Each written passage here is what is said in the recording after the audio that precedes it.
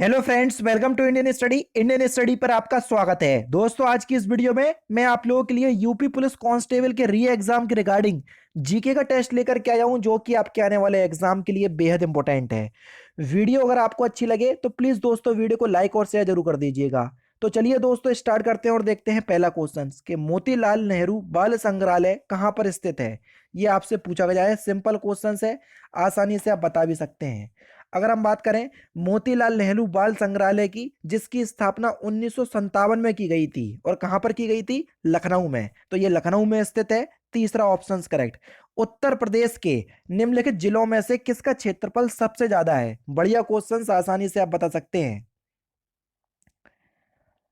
उत्तर प्रदेश के निम्नलिखित जिलों में से किसका क्षेत्रफल सबसे ज्यादा है? तो सही आंसर हो जाएगा 2011 की जनगणना के अनुसार क्षेत्रफल की दृष्टि से उत्तर प्रदेश का सबसे बड़ा जिला है लखीमपुर खीरी, जिसका क्षेत्रफल 7,680 वर्ग किलोमीटर है। और क्षेत्रफल की दृष्टि से सबसे छोटा जिला है उत्तर प्रदेश का हापुड़, वो भी याद रखिएगा। ठीक है। नेक्स्ट क्वेश्चन, अक्टूबर 2023 में 27वीं विश्व सड़क कांग्रेस 2023 का आयोजन कहाँ किया गया? तो कहां पर किया गया? तो आपका जो सही आंसर हो जाएगा वह हो जाएगा आपका प्राग, यानी कि पहला ऑप्शन करेक्ट हो जाएगा। प्राग में किया गया था, जो कि चेक गणराज्य की राजधानी है ना। तो इस क्वेश्चन का पहला ऑप्शन यहां पर आपका बिल्कुल करेक्ट हो जाएगा। महर्षि वाल्मीकि आश्रम स्थापित है कहां पर? जल्दी से बताइए। महर्षि वाल्मीकि आश्रम ये बिठूर में स्थित है। कहां पर? बिठूर में। दूसरा ऑप्शन करेक्ट। दक्षिण भारत की सबसे ऊंची चोटी कौन सी है? बढ़िया क्वेश्चन। दक्षिण भारत की सबसे ऊंची चोटी, या प्रायद्वीपीय भारत की सर्वोच्च चोटी, दोनों ही क्वेश्चन सेम है। तो ये है आपका अनामुड़ी या अनाईमुड़ी। पहला ऑप्शन यहां पर आपका बिल्कुल करेक्ट हो जाएगा, जिसकी ऊंचाई 2695 मीटर है, और ये केरल राज्य में स्थित है ना।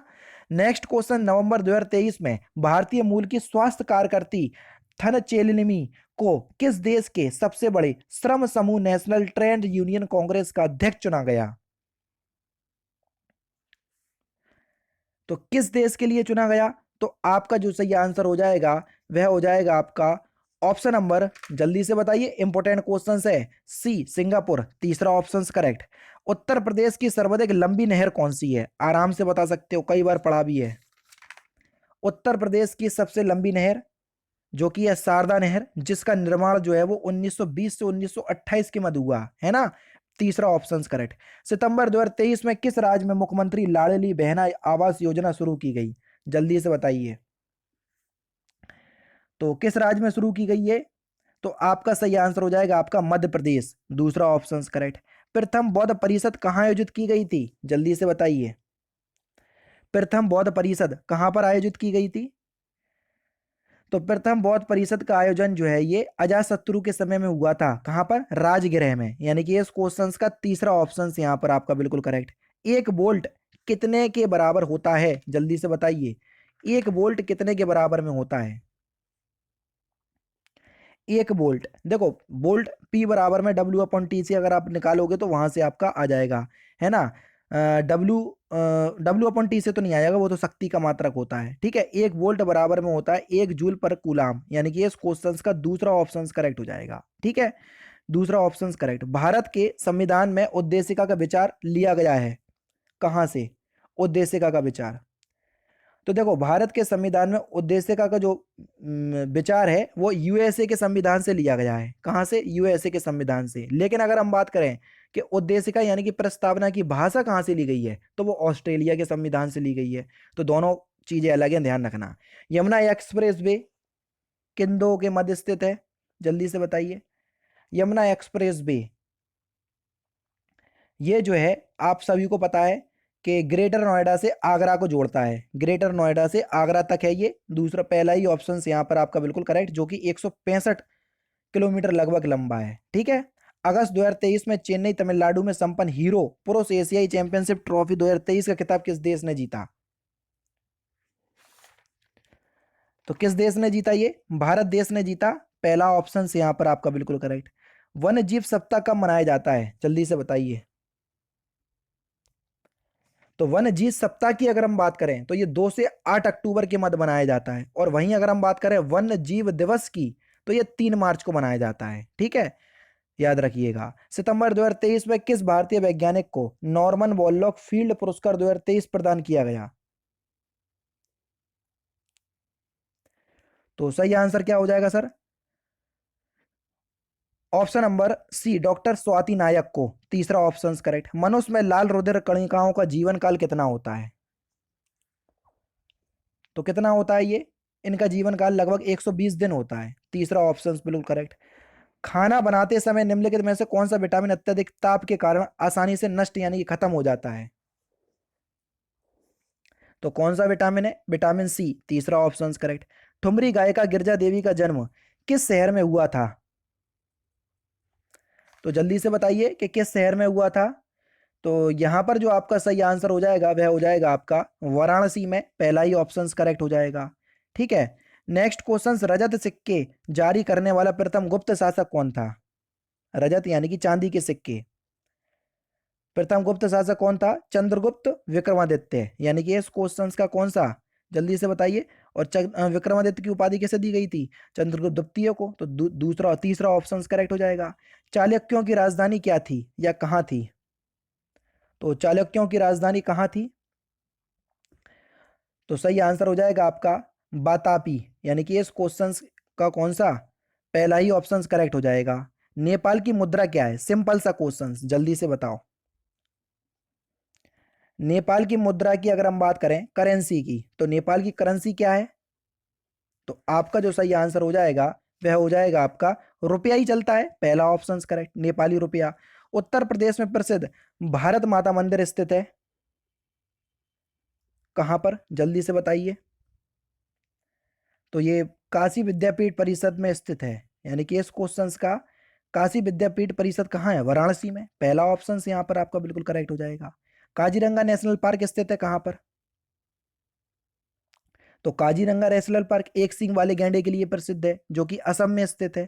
पहला ऑप्शन करेक्ट। प्रथम दीनदयाल हस्तकला संकुल व्यापार सुविधा केंद्र स्थित है कहां पर? तो ये वाराणसी में स्थित है। पहला ऑप्शन करेक्ट। भारत के संविधान में शामिल है राज्य के नीति निर्देशक तत्व या नीति निर्देशक सिद्धांतों की अवधारणा किस देश के संविधान से ली गई? तो किस देश के संविधान से ली गई थी? तो सही आंसर हो जाएगा आपका आयरलैंड के संविधान से। चौथा ऑप्शन करेक्ट। राष्ट्रपति संविधान के किस अनुच्छेद के अंतर्गत राष्ट्रीय आपातकाल स्थिति घोषित घोषित करता है? राष्ट्रीय आपातकाल कौन से आर्टिकल के तहत है? तो अनुच्छेद 352 के तहत। पहला ऑप्शन यहां पर आपका बिल्कुल करेक्ट हो जाएगा, ठीक है ना। नेक्स्ट क्वेश्चंस की अगर हम बात करें, तो नेक्स्ट क्वेश्चंस दोस्तों आपके सामने देख लीजिए। उत्तर प्रदेश के किस जिले में यूरेनियम पाया जाता है? उत्तर प्रदेश का एकमात्र जिला है जहां यूरेनियम पाया जाता है।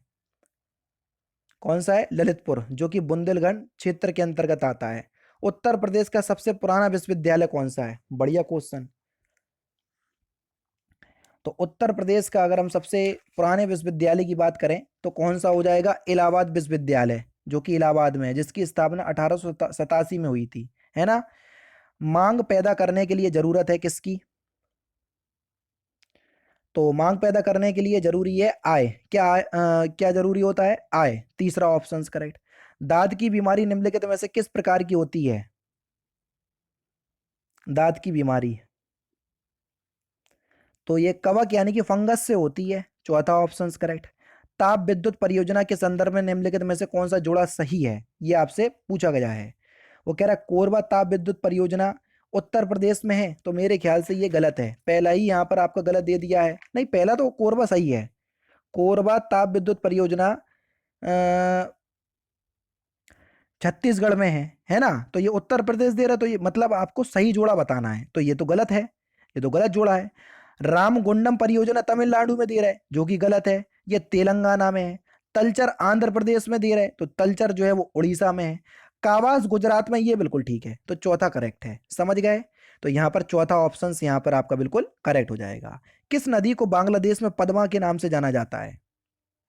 तो कौन सी नदी है? पवित्र नदी गंगा, यानी कि इस क्वेश्चन का पहला दूसरा ऑप्शन करेक्ट। झीलों के अध्ययन को क्या कहते हैं? बढ़िया क्वेश्चन। तो झीलों के अध्ययन को हम क्या कहते हैं? तो यहां पर जो आपका सही आंसर हो जाएगा वह हो जाएगा आपका लिम्नोलॉजी, यानी कि पहला ऑप्शन करेक्ट हो जाएगा, जिसको सर्वविज्ञान भी कहा जाता है। किस सिख गुरु ने स्वयं को सच्चा बादशाह कहा? तो किस सिख गुरु ने कहा? तो सही आंसर हो जाएगा गुरु अर्जुन देव ने। चौथा ऑप्शन बिल्कुल करेक्ट। भगवत गीता का अंग्रेजी में अनुवाद करने वाला पहला यूरोपियन कौन था? जल्दी से बताइए, आराम से बता सकते हो। तो कौन था? चार्ल्स विल्किंस, यानी कि तीसरा ऑप्शन करेक्ट। ब्रिटिश शासनकाल के दौरान तत्कालीन मद्रास प्रेसिडेंसी में रैयतवाड़ी प्रणाली की शुरुआत करने वाला कौन था? तो कौन था? Thomas Munro. तीसरा ऑप्शन करेक्ट। और लास्ट क्वेश्चन कि निम्नलिखित में से किस राज्य की पुलिस का आदर्श वाक्य है सुरक्षा आपकी संकल्प हमारा? इसका अर्थ है आपकी सुरक्षा हमारा संकल्प। किस राज्य की पुलिस का ये आदर्श वाक्य है? तो इस क्वेश्चन का आंसर आप मुझे कमेंट बॉक्स में बताएंगे। तो दोस्तों ये थे आपके जीके के इंपॉर्टेंट क्वेश्चंस, जो कि आपकी आगामी परीक्षा यूपी पुलिस कांस्टेबल के लिए बेहद इंपॉर्टेंट है। बाकी क्लास अगर आपको अच्छी लगे तो प्लीज़ दोस्तों वीडियो को लाइक और शेयर जरूर कर दीजिएगा। मिलते हैं फिर नेक्स्ट क्लास में, नेक्स्ट सेशन में। जय हिंद, जय भारत।